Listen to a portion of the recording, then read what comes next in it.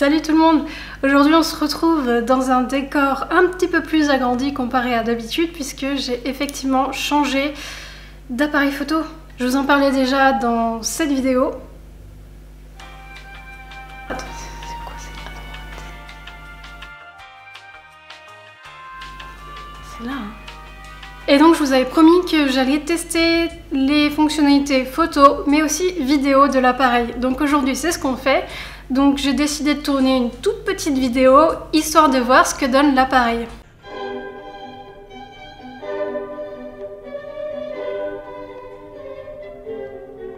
Alors aujourd'hui je vais reprendre un tag que j'ai vu sur la chaîne de Sandria mais aussi dernièrement sur la chaîne de Carrie. Donc je vous mets tous les liens en barre d'infos. Il s'agit du Perfect Subscriber Tag.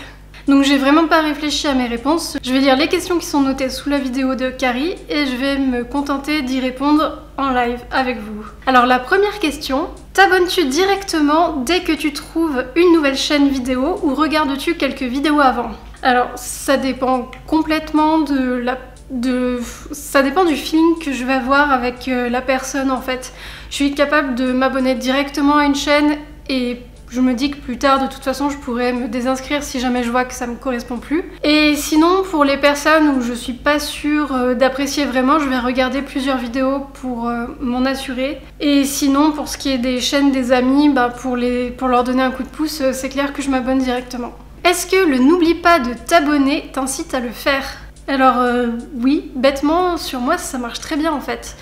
Parce que j'ai pas tout le temps le réflexe de m'abonner parce qu'en fait j'ai déjà une liste d'abonnés extra longue. Alors des fois je me dis bon ok, je vais regarder une ou deux vidéos de temps en temps, je serai capable de retrouver le compte par moi-même. Et des fois je sais pas, c'est un petit message qui va me dire que la personne est dynamique, je sais pas, ça me donne envie de m'abonner des fois et je le fais.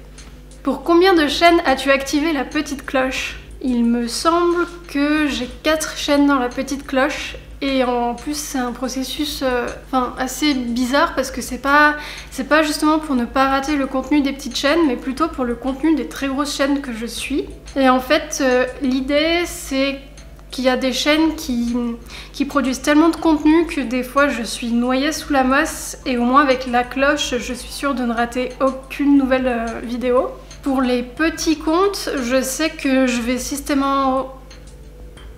systématiquement regarder toutes leurs vidéos, donc j'ai pas besoin de la cloche, j'irai par moi-même sur le compte pour aller regarder ce qu'il y a de nouveau. Tiens, ça tombe bien. Est-ce que tu regardes toutes les vidéos de ton feed d'abonnement? Non. Non, parce que comme je le disais tout à l'heure, je suis abonnée à beaucoup trop de comptes et ce serait impossible, surtout que je suis pas quelqu'un qui est beaucoup sur les réseaux sociaux. Et en fait, regarder une vidéo, ça demande du temps. Donc je vais vraiment regarder les contenus qui m'intéressent, c'est-à-dire les tutos, ou alors pareil, les petites chaînes des blogos copains. Je vais systématiquement regarder pour mettre un petit like et pour les aider. Et sinon, pour les grandes chaînes, c'est clair que si ça m'intéresse pas, je zappe direct. Pour combien de chaînes ne rates-tu aucune mise en ligne, quel que soit ton niveau d'activité? Alors en général, comme je le disais, pour les toutes petites chaînes, en général je ne manque rien parce que de toute façon il n'y a pas tant de contenu que ça, donc ça me demande pas vraiment d'investissement, donc en général je suis tout. Sinon pour les grandes chaînes, il y en a seulement une où je rate absolument rien, c'est Rachel Maxi qui fait des vidéos à propos de la mode vintage et qui fait aussi beaucoup de cosplay et ça me donne vraiment envie de me remettre à la couture, j'adore son humour, elle est vraiment décalée. Je vous la mets aussi en barre d'infos si vous voulez la découvrir. C'est une chaîne anglaise par contre. Ensuite, quelle sorte de commentaires laisses-tu? En général, je laisse que des commentaires positifs. Je vois pas l'intérêt en fait d'aller enfoncer une personne et en général, j'ai tendance à fuir les débats sur internet parce que j'ai toujours peur que ce soit vraiment pas constructif et de perdre mon temps dans des choses qui n'en valent pas vraiment la peine. Je suis plutôt du genre à encourager les gens si je trouve que leur contenu est intéressant et à leur donner des idées si jamais j'en ai. Et c'est toujours dans une démarche purement positive. Est-ce que tu passes les pubs ou est-ce que tu les regardes? Quoi? Vous êtes au courant qu'il y a des bloqueurs de pub? Ça c'est mon côté ingénieur, informaticien, qui veut que effectivement j'ai des bloqueurs de pub et j'ai les logiciels qui vont bien, même sur mon téléphone, j'ai les applications pour avoir YouTube sans pub. Voilà. Donc non, je regarde pas les pubs. Accélères-tu les vidéos? Dans la vidéo de Carrie sur ce tag, elle se demandait justement si accélérer ça voulait dire lire en vitesse x2 par exemple. Pour moi je le comprends plutôt dans le sens est-ce que tu déplaces le curseur de la souris pour aller plus loin dans une vidéo? Et ça m'arrive, c'est pareil, c'est plutôt sur les grandes chaînes. Surtout quand je vois qu'il y a une vidéo maquillage qui dure 45 minutes et que finalement il n'y a que le maquillage des yeux qui m'intéresse, bah je vais aller directement au maquillage des yeux si le reste n'est pas forcément intéressant. Surtout quand le contenu de la vidéo c'est surtout du téléachat, de la promotion de produits de beauté ou de vêtements. Là j'ai aucun scrupule à le faire. Faut savoir que je vis en face d'un hôpital psychiatrique et qu'il y a énormément de conversations toute la journée sur mon palier. Et là en fait, de ce côté là, il y a ma porte d'entrée. Et il y a les gens qui font leur pause devant ma porte d'entrée. Et on entend souvent les mêmes revenir plusieurs fois par semaine, donc ça c'est le tousseur. Bon en fait je vous l'ai pas dit, ce qu'on voit juste derrière c'est les restes de la composition de mon mariage qui a eu lieu fin août et je sais pas si vous pourrez le voir mais il est en état de décomposition avancée mais il était tellement beau que j'ai pas envie de m'en séparer donc je fais durer le souvenir le plus longtemps possible. Bon je suis désolée, je vais devoir avancer donc si on entend des bruits de fond ben j'y peux rien parce que moi après il faut que je retourne travailler. Donc je peux pas attendre que les personnes aient fini leur pause sur le palier. Donc on va enchaîner avec la 9e question. Donc c'est cliques-tu sur les liens d'affiliation ou utilises-tu des codes d'affiliation? Alors comme vous pouvez déjà le savoir, j'ai une petite histoire de haine envers les liens d'affiliation.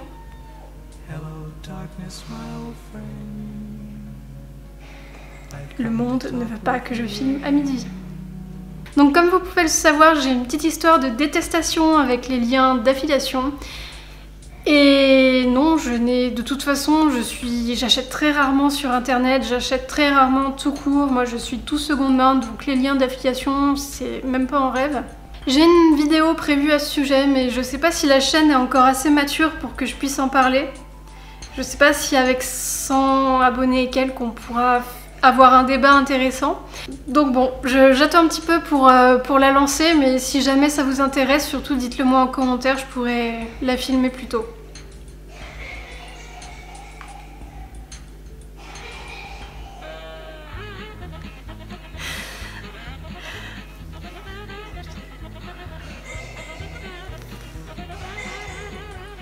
Question numéro 10.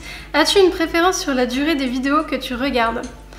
Oui, en général j'aime bien quand ça dure entre 10 et 20 minutes. Après si c'est des tutos ça me dérange pas quand c'est entre 30 et 45 minutes, mais en général pas plus. Après évidemment il y a tout ce qui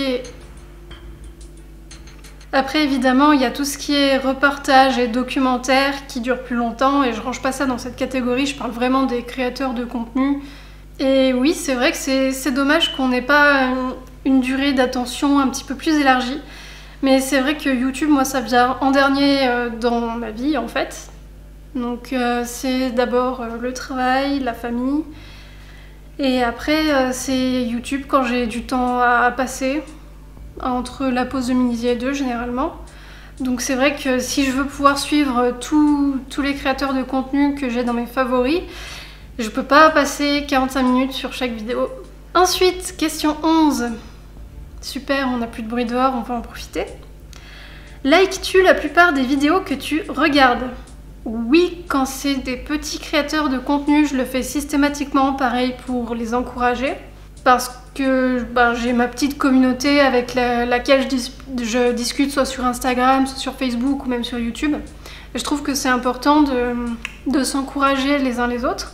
Et sinon, pour les chaînes qui ont un petit peu plus de succès, ça dépend. Des fois, il y a clairement des vidéos qui m'apportent pas grand-chose.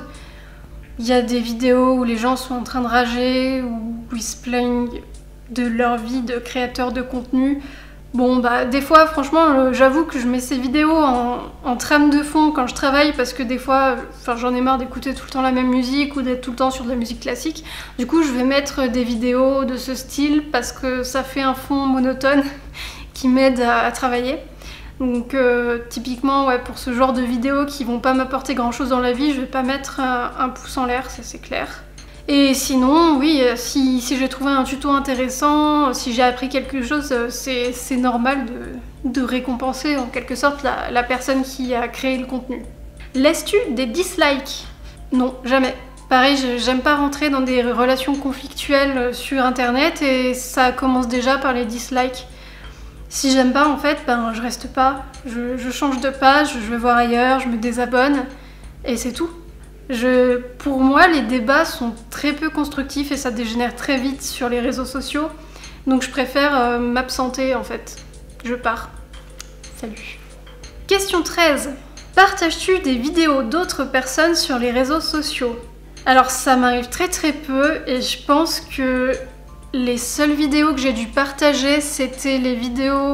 Ce sont même les vidéos de mon ami photographe et vidéaste Fer Suarez et aussi de mon autre ami auteur, compositeur, interprète Nicolas Bonnet. Donc salut si vous passez par là les gars, je pense que vous êtes les seuls dont j'ai partagé le contenu. Et voilà pour cette petite vidéo, j'espère que vous aurez pu apprendre des choses intéressantes sur moi. En tout cas, on aura pu tester aujourd'hui comment fonctionne le focus du Canon 6D Mark II. Donc c'est-à-dire, pour ceux qui ne le savent pas, il y a un autofocus qui est automatique en mode vidéo et qui va en fait chercher les visages. C'est-à-dire que si je m'avance, je vais être nette normalement. Alors que sur mon ancien appareil photo, le Nikon D3200, ce n'était pas du tout le cas. En fait, il fallait que je fasse mes réglages manuellement et que, en général, je mettais un coussin devant l'objectif pour faire la mise au point et après je me mettais à la place du coussin. Donc c'est pour ça que mes vidéos n'étaient jamais totalement nettes. Et ça, c'est vraiment la crise de nerfs quand on aime bien la photo et qu'on voit que le focus est dégueulasse. Bref, et là on va faire le test, donc je m'avance. Et comme vous le voyez, enfin moi en tout cas c'est ce que je vois dans le retour, il y a un petit carré qui se met autour de mon visage et qui me repère directement. Donc ça c'est vraiment top et c'est pour ça que c'est une caméra qui est excellente pour faire du vlogging puisqu'en fait elle vous suit. Voilà, je vais arrêter de faire n'importe quoi autour de l'objectif. Je pense qu'on aurait eu la démonstration. Ensuite, pour ce qui est de l'éclairage de la vidéo, j'éclaire comme d'habitude, donc j'ai juste un seul panneau LED. Il me semble que j'en ai 480 dedans. Donc c'est un petit panneau, genre comme ça, je pense. Et donc d'habitude, c'est vraiment limite pour éclairer avec le Nikon D3200. Faut souvent que je retouche en post-prod la lumière et en général ça donne quelque chose de surexposé et d'ultra contrasté. Après c'est vrai que j'habite dans un appart très sombre, j'ai les murs bleu foncé, j'ai seulement une seule fenêtre en face de moi et aujourd'hui il fait moche, donc c'est clair que ça n'aide en rien. Là sur le retour, ce que je peux en dire, c'est que je vois que j'ai le visage plutôt clair, il y a toujours beaucoup de contraste mais ça c'est dû clairement au fait que je sois dans une grande pièce avec les murs sombres. Donc on verra ce que ça donne à la post-prod, je vous mettrai sûrement un petit message ici, là, ça me paraît bien. Ensuite, pour la qualité de l'image, je pense que vous vous en serez rendu compte depuis le début. Moi je vais m'en rendre compte dans quelques heures quand je ferai les retouches. De même, vous aurez pu vous rendre compte que le son est peut-être meilleur que sur mon ancien appareil photo. Ça, j'en sais vraiment rien. J'ai fait un petit test où j'ai essayé de lire directement sur l'appareil photo, mais n'ayant pas de prise jack, je ne peux pas me rendre compte du son. Donc comme sur mon ancien appareil photo, parce que le son qui est produit par la caméra est également dégueulasse. Alors pour ceux qui ne comprendraient pas d'où vient le dégueulasse, je vous conseille de regarder le film À bout de souffle de Jean-Luc Godard pour tous ceux qui aiment bien les années 60, les films français, Jean-Paul Belmondo et la nouvelle vague. Et voilà, je pense qu'on a fait le tour de ce qui pouvait changer avec l'appareil photo. Comme j'ai dit en début de vidéo, on a un 24 mm là, donc l'angle est beaucoup plus large qu'avec mon 35 mm habituel. Et en plus avec le boîtier APS-C de l'appareil photo, ça faisait qu'on était recadré en 50 mm, ce qui n'est pas forcément idéal quand on veut prendre un plan américain comme ici. Donc voilà, je suis bien contente du changement. Donc voilà, on en a fini pour cette vidéo. Je m'excuse pour tous les bruits annexes que vous avez peut-être pu entendre pendant la vidéo. Et c'est pour ça que j'essaye de plus trop filmer dans le salon, mais le problème c'est que j'aime bien le décor du salon. Bref, je raconte ma vie une fois de plus, je digresse. Donc je vous laisse avec mes dernières vidéos ici sur le côté. Et je vous dis à la prochaine pour une vidéo sûrement sur l'histoire de la mode. À bientôt. C'était compliqué.